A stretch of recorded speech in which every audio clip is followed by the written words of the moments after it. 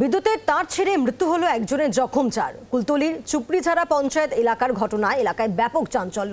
বিদ্যুতের খুঁটি থেকে তার ছিঁড়ে তাদের গায়ে পড়ে এবং তার জেরে মৃত্যু হয় একজনের, জখম 4।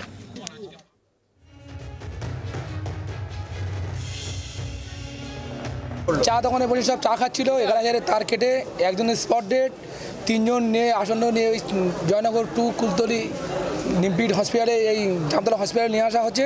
চা দোকানে ওরা বসে চা খাচ্ছিল, এমন সময় হাইলাইনের তারটা কেটে পড়ে গেছে, গিয়ে ওখানে হচ্ছে মানে আরও টুকিটাকি আহত 2-4 জন হয়ে গেছে, ছুটে পালিয়ে গেছে।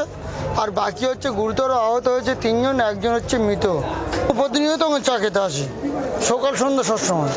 বিদ্যুৎ অফিসে প্রথম যখন তার কেটে যায়, যার পরে যখন ওই অবস্থায় আমরা কারেন্ট অফিসে ফোন করি আমি, করার সঙ্গে সঙ্গে ফের হচ্ছে সেই মুহূর্তে ফের আবার সঙ্গে সঙ্গে 60 যখন লাইন ছেড়ে বিশেষ করে আরও 10-12 জনের পাটা কেটে গেছে, টুকিটাকি ভালো ক্ষতি হয়েছে।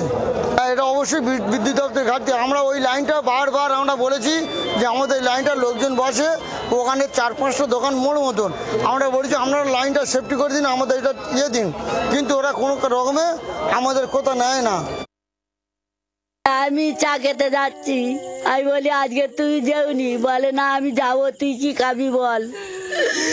বলে আমি বলি তোমার যা ভালো লাগে তুমি দোকান থেকে আমার কিনে এনে দাও, এক্ষুনি আমি আসবো বলে ওই বেরিয়ে চলে গেছে। তারপরে আমি ঘরে আছি, অনেক রাত হয়ে যাচ্ছে, ঘরে আসে না। আমার কিরম হচ্ছে, আমি বলতেছি এখনো আসে না কেন, চাওয়ালগার বলতেছি। তখন ওই দিক থেকে খবর আসছে যে বলে মরে গেছে, আমি তখন ওই ছুটে ছুটে চলে গেছি। এত বড় দুর্ঘটনা, বিদ্যুৎ পৃষ্ঠ হয়ে মারা গেলেন তার ছিঁড়ে, খুব বেদনাদায়ক।